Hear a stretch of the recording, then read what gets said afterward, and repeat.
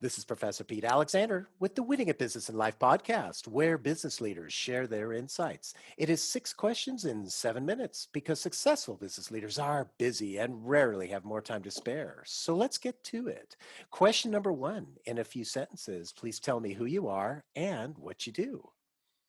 Hey, so I'm Evan. I run an agency called Caffeine Marketing, and we make marketing profitable for small companies that are doing less than $25 million a year in annual revenue. That might look like websites, advertising, but the key is that we design a marketing strategy for them from the ground up so that the marketing is actually profitable. Evan, it's great to have you on the show. Question number two, what's the best thing about working in your industry? You are always learning, and I'm always getting an exposure to different types of companies and businesses. So much so that in the last year, I've actually become a partner in a lot of these companies because I found them so interesting. I think there's a ton of potential with each one. That's interesting. That definitely sets you apart from the typical agency who is just getting paid by those companies that you're actually an investor in some of them. Yeah, absolutely. It's one of my favorite relationships because now it's not just a transactional, hey, you do this, I'm going to do this. We come alongside them. It's almost like, hey, I mean, really, we are partners and we're joining arm in arm and helping them figure this out and make it profitable and ultimately get them the business that they've always wanted. Neat. Question number three. I have a fictitious book with all the answers for business. What chapter would you think most companies should read? Teachability. So, when not only have I in the relationships with our clients, but also as we've acquired businesses, the business owners or the leaders inside of the businesses are often the cap or the bottleneck for the company growing. And it's really hard because I can't make somebody change their attitude or become more humble. And I'm definitely not saying that I'm even in the top percentile of humility. I'm not. But I do think that an ounce of humility goes a long way in running a business and being willing to take other people's feedback and seek out feedback from other people who are not even your boss, who might even work for you, or finding other peers who are experts in their field is incredibly important. A couple business owners are now partners come to mind, and I wish they would go read this book called Extreme Ownership by Jocko Willing. And they're not bad people; they're really amazing people that do some incredible things. But this attitude of, hey, I'm going to control me and do everything I can to control me and not have a victim mindset is a great aspect of somebody who's teachable. I like that a lot. Thank you for sharing. Question number four. Other than the generic work harder, have a great attitude, and care for customers, what advice or insight would you give to other business leaders? Besides the being teachable, I would say when it comes to your marketing is to not play the hero of your own marketing.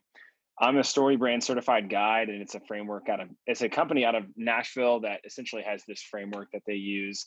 And what I love about this idea that you're not playing the hero, you're playing the guide, is that you're there to serve other people, and it's not all about you. And so your marketing message is less about, hey, we're so incredible. It's more like, hey, here's the problem that you have, and here's what success is going to look like on the other side of working up with us. So that would be my biggest suggestion, is to make that shift. I like that. It's very insightful. Thank you very much. Question number five. What other business leader like yourself would you like to acknowledge and invite to be on my podcast? So there's a lot of awesome people that I get the opportunity to work with, but one comes out to mind. His name is Josh.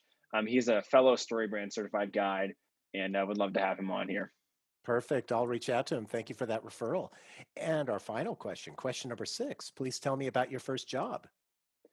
Okay, so this is a moment where I really had to consider. I've worked for my family for a long time. So my grandfather owned a jewelry store. My dad owned a diamond wholesale company, so he would essentially import diamonds and sell them to jewelry stores like my grandfather. But my first job, like where I actually had to pay taxes on it, was working for this outfitter. So what they did is they would go and essentially drop people off of the river, and then they would tube or they'd kayak or whatever it was in the river, and then we'd go pick them up. And so it's me and this guy in a van all day. I couldn't drive, so my parents dropped me off. And I remember like picking up boats, hauling boats, putting boats back in. And one day, this guy who's a little bit older than I think he was like 16, he was like, "Hey, they're like totally cool if we take the sunglasses." And I thought that was super weird. And so I took a sunglass, like one of the sunglasses off the rack. And for me, I was like, this feels weird, but I gave in to peer pressure in that moment. I was like, it's okay, cool. Like he said, it was fine. He's just an older guy. He's been around here. And then later that day, the owner, we're having like a team meeting. He's like, hey, where'd you get those sunglasses? And I was like, well, this guy told me I could take them. And I'm dead serious. And then he looks at me and he's like, so and so, did you ring him out? Like, ask the clerk. And I had had like just in my short time there, I built a lot of relational equity with these people, and they all looked at the girl and were like, "Oh, well, of course Evan bought it. Like Evan paid for it. It's no big deal." And then the guy starts lying. He's like, "Oh no, we already paid for it." And I'm like, I literally was like, "No, he didn't. He said we could take it." And I just remember I got fired. And this other guy got like let go as well. And it was just an awful experience. So I've never quote. I mean, this is my like I've stolen something. I just blew my mind. But I had an inkling in that moment where I was like, this feels kind of weird, but I'm gonna do it anyway. And that to me was a learning experience to go. You know what? I need to control me. Like I mentioned before, I can't control other people, and this feels weird to me. I'm not going to be a victim to some guy peer pressuring me to do something. So that's my first job. It was very short lived. Wow.